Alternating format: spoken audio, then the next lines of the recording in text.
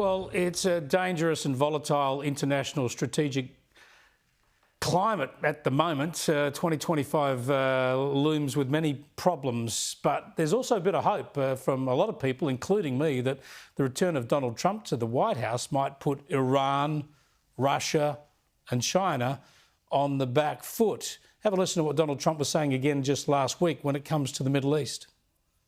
If those hostages aren't back, I don't want to hurt your negotiation. If they're not back by the time I get into office, all hell will break out in the Middle East. Can you elaborate? And it will not be good for Hamas, and it will not be good, frankly, for anyone. All hell will break out. Yeah, well, don't we all want to see those hostages, and especially those, of course, those who are alive, released. But there's only a week to go before he's sworn in. We'll see what happens. Now, Peter Jennings from Strategic Analysis Australia has written for The Australian, made 10 predictions about the year ahead. There's some pretty gloomy reading there. He joins me now live from Canberra.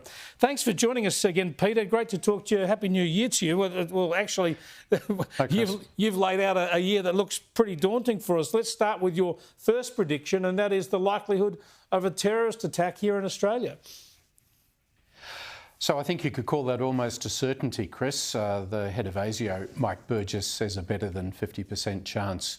And you could call the attacks on synagogues terrorism attacks. But indeed, what I'm really talking about is the risk of people losing their lives. And I think over the last 14, 15 months, we've seen the build-up of a pool of extremist sentiment, which is going to finally seek an outlet through terrorism action.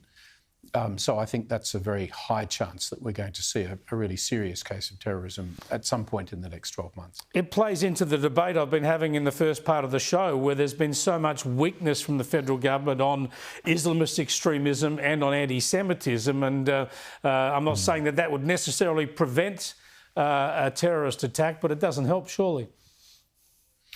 It really doesn't, and even with the graffitiing of a synagogue just over the end of last week, you know, the absence of federal political leaders, the Prime Minister being a spectator rather than a leader of attempts to push back against this type of behaviour, all of this, I think, is creating an environment where terrorism becomes more likely.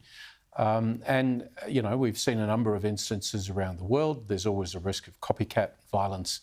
And if people think they can get away with it because government's not that focused on it and the police aren't sure about how to deal with it, then that creates a greater risk.